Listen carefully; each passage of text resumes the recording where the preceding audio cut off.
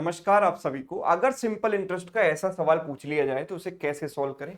Certain sum amounts to ₹8,000 after 3 years and 9,000 after 4 years under simple interest what is the rate of interest. तो 3 साल में आपको इतना amount मिलता है और 4 साल में इतना अमाउंट मिलता है, तो रेट ऑफ इंटरेस्ट क्या है। देखो, रेट ऑफ इंटरेस्ट जो सिंपल इंटरेस्ट में हम निकालते हैं उसके लिए हमें क्या करना होता है। रेट ऑफ इंटरेस्ट इज 1 साल की interest divided by principal into 100।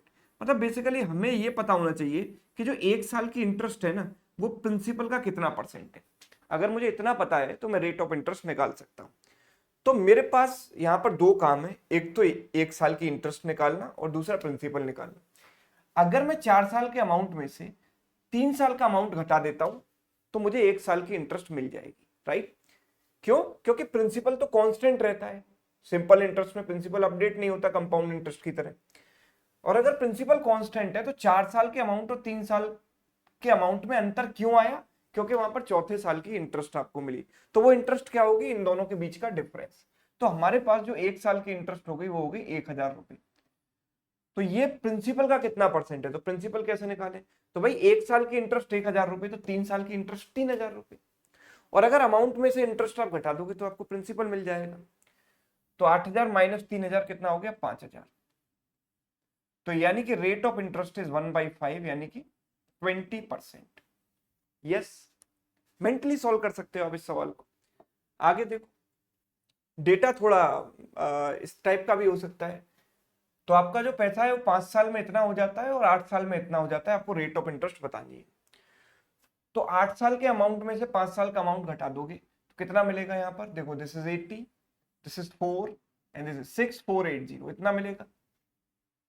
ये कितने साल की इंटरेस्ट होगी? 3 साल की, बिकॉज 8 और 5 में अंतर कितना है? 3 साल का। 3 साल की इंटरेस्ट इतनी हो गई तो 1 साल की कितनी हो गई? इतनी। 3 से डिवाइड किया 2 बार, 2160। ये तो आ गई भाई 1 साल की इंटरेस्ट। अब मुझे चाहिए प्रिंसिपल। तो प्रिंसिपल कैसे निकालूंगा? तो 1 साल की इंटरेस्ट को 5 से गुणा कर दो तो 5 साल की इंटरेस्ट आ जाएगी।